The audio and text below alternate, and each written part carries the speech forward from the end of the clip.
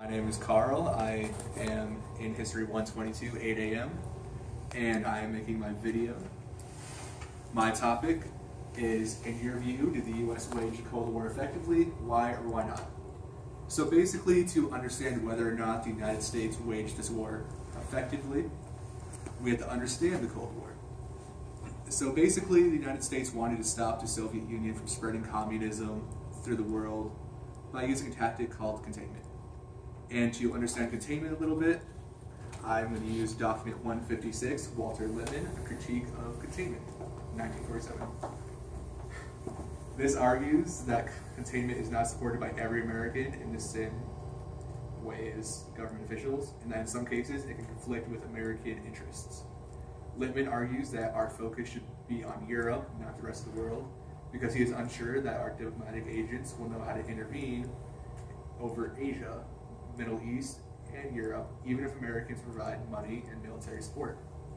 He also thinks that the United States should unify their satellites as orderly as possible.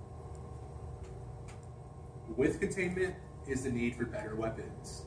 This is where the NSC 68 comes into play. The Security Council wanted to increase the weapon stock hold to contain communism.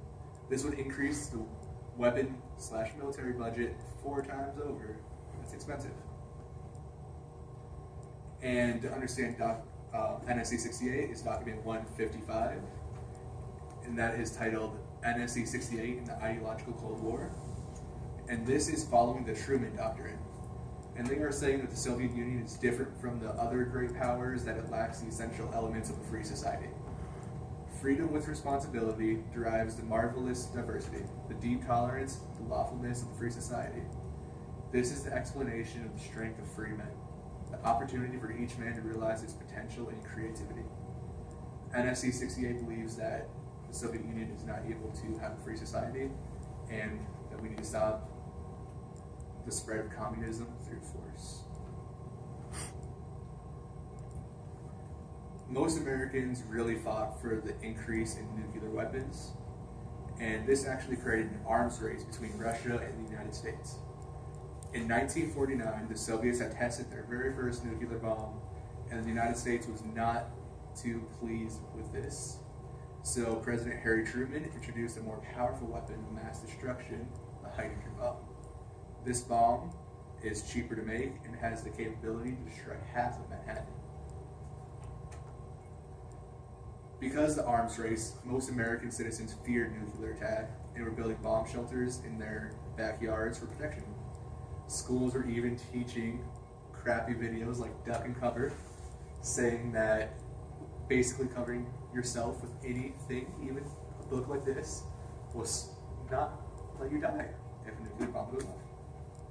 Complete BS. Although I've been talking about nuclear war so far, the Cold War was not all about weapons and fighting. It also has to do about the Soviet launch of a satellite into Earth's orbit. They beat America to it. And we were not very happy about that. And we were also fearful that their missiles were now capable of delivering nuclear warfare domestically to us. So in 1958, America launched our very own satellite named Explorer 1.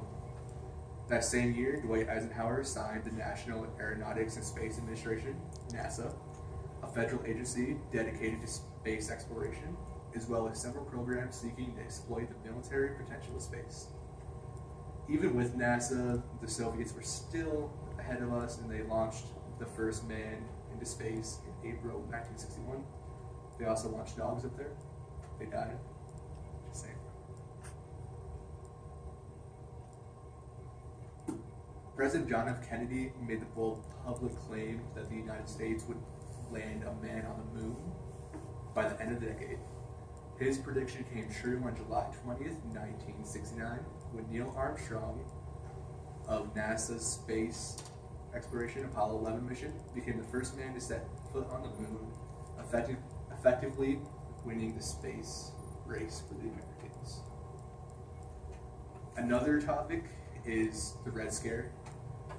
I'm not going to go into too much depth about that, but basically the American government feared infiltration of communism, so HUAC, was created to detect communist activity in the federal government, and most all of the employees were forced to take an oath to secure their jobs. If you did not take the oath, you lost your job immediately. To end the Cold War, Richard Nixon was brought into office, and he had his own ideas of how the United States should present itself internationally.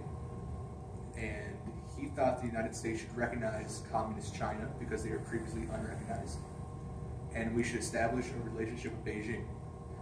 Nixon also signed the Strategic Arms Limitation Treaty, SALT, which prohibited the manufacturing of nuclear missiles by both sides, and it took a step to de-escalation because neither side was fearful of nuclear attack.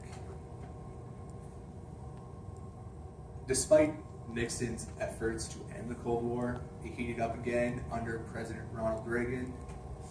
Like many of the leaders during that generation, Reagan believed that any amount of communism anywhere in the world would basically cause an increase of communism anywhere. And he worked to provide financial and military aid to anti-communist governments and insurgencies around the world. And even though the Cold War was taking increase, the Soviet Union was disintegrating. In response to severe economic problems, Premier Mikhail Gorbachev, I don't know how to say that, it's Russian. He took office and introduced two major policies that redefined Russia's relationship with the world. And basically, in a nutshell, these two policies were political openness and economic reform. Because of this, the Soviet influence in Eastern Europe decreased. Soon following, every other communist state in the region replaced its government with a non-communist one. In November of that year, the Berlin Wall, the most visible symbol of the Cold War, was finally destroyed. After 2 years, 2 years after Reagan had challenged the Soviet premier in a speech saying, "Take down this wall." So that's basically the Cold War in a nutshell. And ultimately, I would say that the United States did wage the war effectively because we realized that the Communist Party was going to keep expanding unless we took affirmative action. We unified our satellites, and we developed a more powerful weapon to fight the communists. And we beat them to space, which really trampled their party. And that is about it.